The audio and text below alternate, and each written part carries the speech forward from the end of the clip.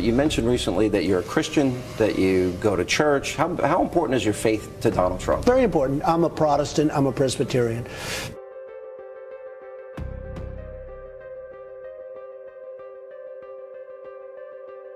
Those who are interested in the prophetic role of the United States in the Bible should study Revelation 13, which describes two powers working together in the last days. These two powers, or beasts, in Revelation 13 are two kingdoms. A beast is symbolic of a kingdom or political power as confirmed in Daniel 7:23. Thus he said, "The fourth beast shall be the fourth kingdom upon earth."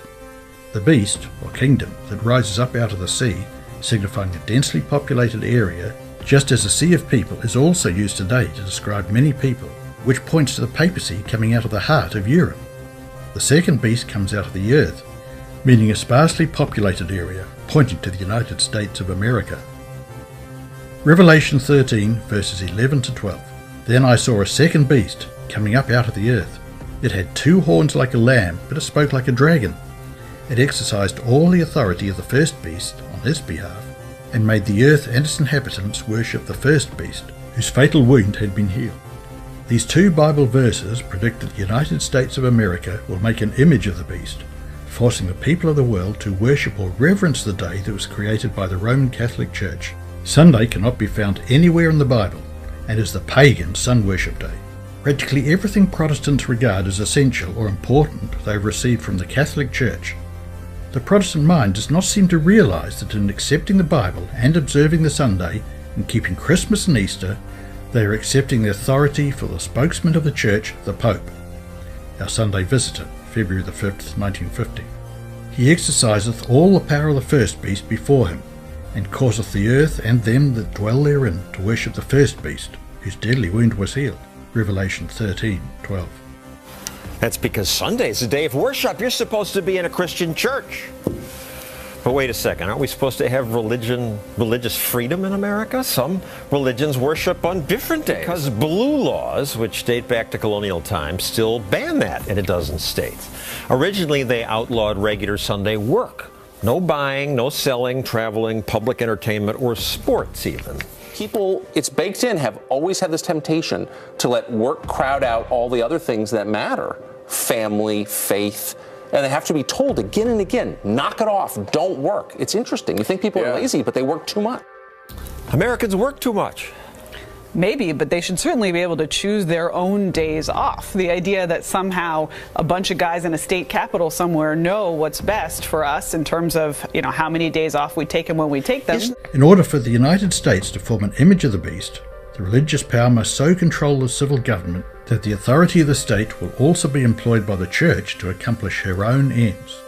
The image to the beast represents that form of apostate Protestantism which will be developed when the Protestant churches shall seek the aid of the civil power for the enforcement of their dogmas. When Sunday observance shall be enforced by law, and the world shall be enlightened concerning the obligation of the true Sabbath, then whoever shall transgress the command of God to obey a precept which has no higher authority than that of Rome, will thereby honour popery above God. He is paying homage to Rome and to the power which enforces the institution ordained by Rome. Yes. You say to them, Yeah. look, I have to have the Sabbath Yes. off, Yes. which may I just confess that I learned in my first meeting with Devon. All these years I thought the Sabbath was Sunday. Yeah. I've been going to church. We say worship on the Sabbath, worship on the Sabbath in the Baptist church. And you corrected me. You said, no, Sunday is the first day of the week. Sabbath is Friday sundown to Saturday sundown. That's right. That's I right. stand corrected. He is worshipping the beast and his image. As men then reject the institution which God has declared to be the sign of his authority, and honour instead that which Rome has chosen as the token of her supremacy, they will thereby accept the sign of allegiance to Rome, the mark of the beast. And that no man might buy or sell, save he that had the mark, or the name of the beast, or the number of his name. More Indians are turning to mobile payments as India struggles with a shortage of cash. The crisis started around a month ago when the government abruptly pulled the two largest rupee notes from circulation. It was the 500 and the 1,000 rupee. Now, they actually account for 86% of all cash in the country. Harold Montgomery is the chief executive of Money on Mobile, one of India's biggest mobile payment companies. Popular culture proclaims the RFID chip is the mark of the beast. However, let us first ponder the scripture. And he causeth all, both small and great, rich and poor, free and bond, to receive a mark in their right hand or in their foreheads, and that no man might buy or sell, save he that had the mark, or the name of the beast, or the number of his name. Before we investigate what the mark of the beast is, we must first discover how the no buy and sell will be administered, and only a cashless society can achieve that. The greatest misconceptions are spread by repeating the opinions of others. Let us go straight to the source, the Bible, and learn the clear and distinct definition of what exactly is the mark of the beast. A beast in Bible prophecy is a kingdom, as explained in the following verse. Daniel 7:23. Thus he said, the fourth beast shall be the fourth kingdom upon the earth. Now the mark which belongs to the papacy is the professed holy day of mainstream Christianity. Sunday is our mark of authority. The church is above the Bible, and this transference of Sabbath observance is proof of that fact. Catholic Record of London, Ontario, September 1st, 1923. The Pope's title, Vicarius Filii Dei, Vicar or Representative of the Son of God, adds up to 666 in Latin, Greek and Hebrew. Vicarius, or vicar, is derived from the word substitute, as the Pope assumes the title Substitute of Christ on earth. Therefore, Mark of the Beast 666 is a prophecy that every nation will enforce a Sunday law by fine, economic sanctions, and finally the death penalty. The United States or Vatican alliance can achieve this goal through controlling the global financial systems of the world, implementing sanctions or withholding global currency or access to the SWIFT international payment system. The Mark of the Beast is an invisible mark, and like the seal of God, which is also invisible, is an individual choice of whom to obey, symbolizing either God's commands or Satan's counterfeit. The mark in the forehead, pertaining to both the mark of the beast and the seal of God, signifies the moral choice of how they will obey, as the frontal lobe at the front of the forehead is where moral decisions are made. Therefore the mark is symbolic of that choice. However, the mark of the beast can also be found on the hand, signifying actions.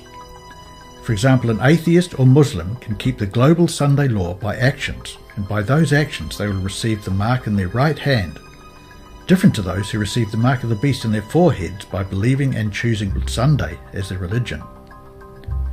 And those who refuse the Sunday law will be penalized and persecuted in stages of fines, imprisonment, and the death penalty.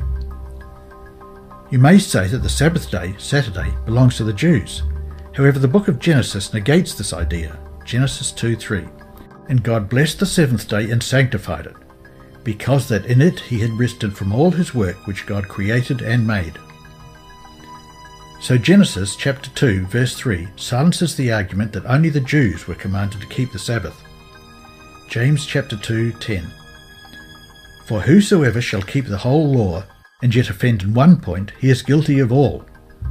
In the issue of the contest, all Christendom will be divided into two great classes: those who keep the commandment of God and have the faith in Jesus, and those who worship the beast in his image and receive his mark. Although church and state will unite in their power to compel small and great, rich and poor, free and in bond. Revelation chapter 13 verse 16. Yet the people of God will not receive it. But Christians of past generations observed Sunday, supposing that in so doing they were keeping the Bible Sabbath. And now there are true Christians in every church not accepting the Roman Catholic Communion, who honestly believe that Sunday is the Sabbath of divine appointment. God accepts their sincerity of purpose and their integrity before him, but when the Sunday observance shall be enforced by law, and the world shall be enlightened concerning the obligation of the true Sabbath, then whosoever shall transgress the law of God to obey a precept that has no higher authority than that of Rome will then honour popery above God. He is paying homage to Rome and to the power that enforces the institution ordained by Rome, and is worshipping the beast in his image. Men will then reject the institution that God has declared to be the sign of his authority, and honour in its stead that which Rome has chosen in token of her supremacy. They will have then set their sign as their allegiance to Rome, the mark of the beast. And it is not until the issue is plainly set before the people, and they are brought to choose between the commandments of God and the commandments of men. Those who continue in transgression will receive the mark of the beast. Many think the RFID chip will be the mark of the beast. However, this theory does not pass the biblical test, but nevertheless the RFID chip, facial recognition machines, smart card with SIM, Apple Pay, and many other identification cards are validation that a world government can implement a no-buy-sell ultimatum if the Pope's mark, Sunday law, is not observed.